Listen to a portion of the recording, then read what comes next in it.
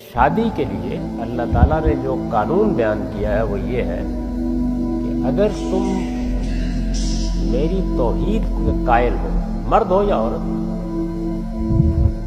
کوئی آدمی اگر اللہ کو ایک خدا مانتا ہے اور کوئی دوسرا مرد یا عورت اللہ کو ایک خدا تو مانتا ہے لیکن اس کے ساتھ دوسروں کو شریک بھی ٹھہراتا ہے، اللہ تعالیٰ کہتے ہیں کہ ان دو کے درمیان شادی نہیں ہو سکتی۔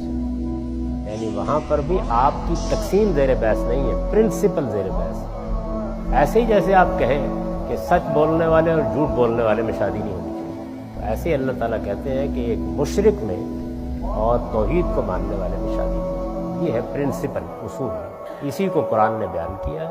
تو شادی صرف توحید کے ماننے والوں کے درمیان میں ہو سکتی ہے۔ یہ جو مذہبی تقسیم ہم نے کر رکھی ہوئی ہے یہ قرآن میں نہیں بیان، قرآن میں یہ بیان نہیں۔